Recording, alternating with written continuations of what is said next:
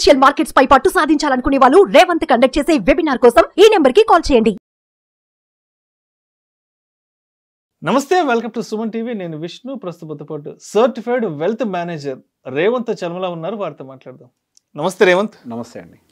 రేవంత్, ఈ మధ్యకాలంలో మార్నింగ్ ఒక 7:30, 8:30 నుంచి ఫోన్లు వస్తూ ఉన్నాయి. ఏదో అర్జెంట్ కాల్, ఎమర్జెన్సీ కాల్ అని చెప్పి ఫోన్ ఎత్తితే, హలో అండి విష్ణు గారు మాట్లాడదంటారు. అవునండి, నేను విష్ణుని మాట్లాడుతున్నాను. సో విష్ణు గారు, మేము బెంగళూరు నుంచి మాట్లాడుతున్నాము, మీరు ట్రేడింగ్ ఏమైనా చేస్తారా? మీకు ట్రేడింగ్ చేసే ఇంట్రెస్ట్ ఏదన్నా ఉంటే మేము కాల్స్ ఇస్తాము, డైలీ రికమెండేషన్స్ ఇస్తాము, సజెషన్స్ ఇస్తాము, డైలీ కాల్స్ వస్తున్నాం. ఇంకొంతమంది కాల్ చేస్తారు, గుజరాత్ అంటారు, రాజ్కోట్ అంటారు, సూరత్ అంటారు, అహ్మదాబాద్ అంటారు.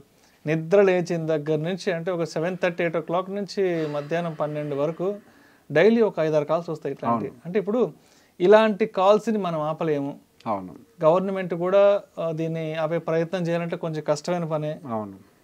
సో మరి ఇటువంటి ఫోన్ కాల్స్ ట్రాప్లో ఇలా పలానా స్టాక్స్కి సంబంధించిన టిప్స్ కానీ, రికమెండేషన్స్ కానీ, లేదంటే టెలిగ్రామ్ ఛానల్స్, ఇలాంటి ట్రాప్లు ఏదైతే ఉన్నాయో, ఇలాంటి ట్రాపుల్లో మనం చిక్కుకోకుండా మనల్ని మనం ఏ విధంగా జాగ్రత్త పరచుకోవాలంటారు?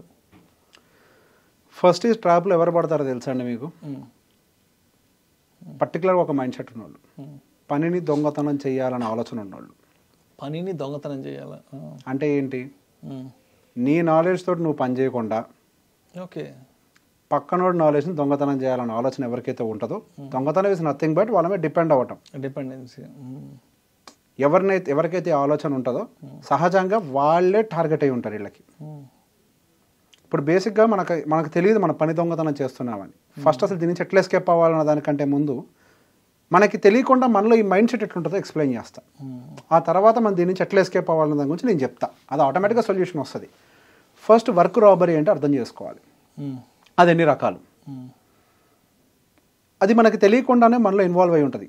ఒకళ్ళు చేసిన పని అది నేనే చేశాను అని చెప్పటం, అదొక పని దొంగతనమే. ఇలాంటి బ్యాచ్ ఉంటుంది ప్రతి చోట, ప్రతి చోట ఉంటుంది. ఇంకొక రకం, ఎవరో ఆలోచనని నా ఆలోచనగా చెప్పుకోవటం, ఇది ఒక రకమైన దొంగతనం. ఎవరో రాసిన దాన్ని నేను రాశాను, సినిమాల్లో ఎక్కువ జరుగుతుంటది. సినిమా ఇండస్ట్రీలో ఎక్కువ ఇలాంటి పేరు మార్చేస్తారు. మొత్తం పనంతా ఒకళ్ళు చేస్తే పేరేం చేసుకుంటారు. సినిమా స్టోరీ కానీ, పాటల విషయం కానీ అన్నిట్లో జరుగుతూ ఉంటుంది. అది ఒక పని దొంగతనం. ఒకళ్ళ సహాయాన్ని తీసుకొని వాళ్ళకి రికగ్నిషన్ ఇవ్వకపోవటం, ఇది ఒక రకమైన పని దొంగతనం. ఇప్పుడు ఫర్ ఎగ్జాంపుల్, మీరు నాతో పని చేస్తున్నారు, నేను మీతో పని చేస్తున్నాను, ఒకళ్ళకొకళ్ళ కృతజ్ఞతా భావం లేకపోవటం కూడా, ఇప్పుడు నేను ఒక్కడనే నేను చేయలేను, మీరు చేయలేరు, ఒకరికొకళ్ళ కృతజ్ఞతా భావం లేకపోవటం కూడా పని దొంగతనమే. అంతే కదా, అది కూడా పని దొంగతనమే. సో ఎవరికైతే ఆ పని దొంగతనం మైండ్ సెట్ లో ఉంటారో వాళ్ళు ఈజీగా ట్రాప్ అయిపోతారు. ఎందుకు? వాళ్ళు ఎంతసేపటికి ఏం చూస్తారు? ఫ్రీగా ఏది దొరుకుద్ది, నేను ఖర్చు పెట్టకుండా, నేను కష్టపడకుండా ఒట్టిగా నా పని ఎట్లా అయిపోద్ది, వీళ్ళు సహజంగా వీటి కోసం వెతుకుతూ ఉంటారు.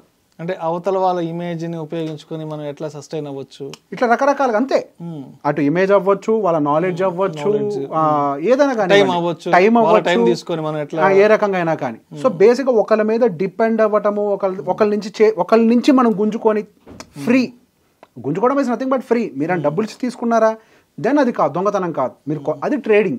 మీరు ఇచ్చారు, వాళ్ళు ఇచ్చారు, అది ట్రేడింగ్. అట్లా కాకుండా మీరు దొంగతనం చేస్తారు చూసారా, అదంటే చెప్పా పెట్టకుండా వాళ్ళ పేరు మార్చేయటము, చెప్పా పెట్టకుండా వాడి దగ్గర నుంచి ఒకటి తీసేసుకోవటము.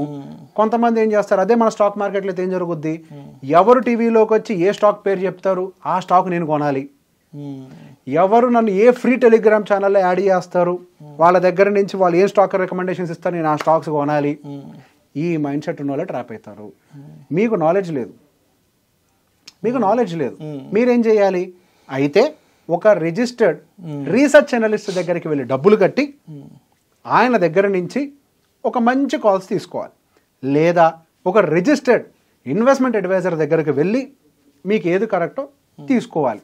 మీరు డబ్బులు కట్టకుండా ఫ్రీగా ఎక్కడొస్తుందని చూసారా, అదే మీకు ఎర.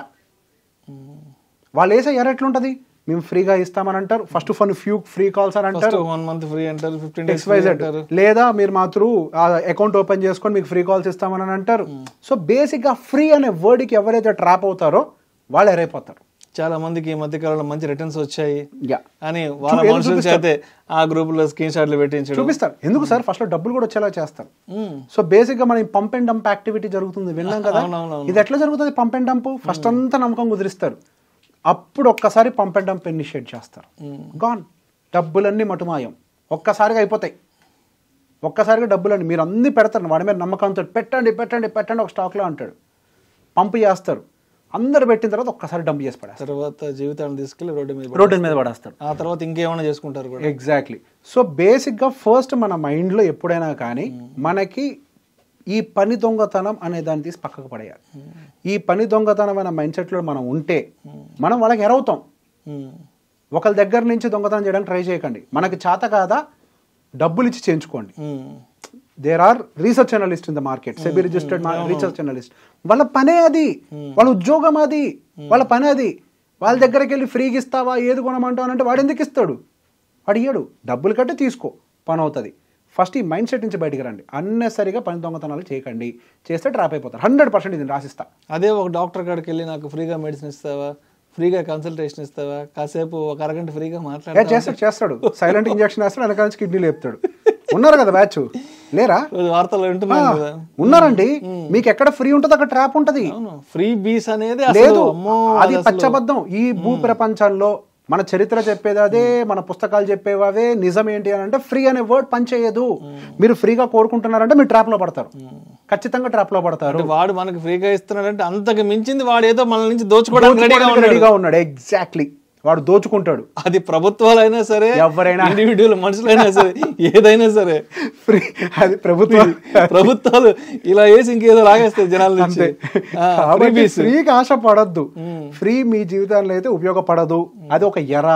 మీకు నిజంగా మీరు ఎదగాలి సరే, ఎప్పుడైనా గుర్తుపెట్టుకోండి, నేను ఫిల్టరేషన్ ప్రాసెస్ అలానే చూస్తా. ఎదగాలనే ఆలోచన ఉన్న వాళ్ళు చిన్న చితక ఫీజుల గురించి ఆలోచించరు. నేను ఈవెన్ నా మ్యూచువల్ ఫండ్ క్లయింట్స్ని కూడా చాలా జాగ్రత్తగా పిక్ చేస్తాను, ఎవరిని పడతాను తీసుకోను. ఎదగాలన్న ఆలోచన ఉన్న వాళ్ళ మైండ్ సెట్ ఒకలాగా ఉంటుంది. నేను వాళ్ళని నా చుట్టూ పెట్టుకుంటా.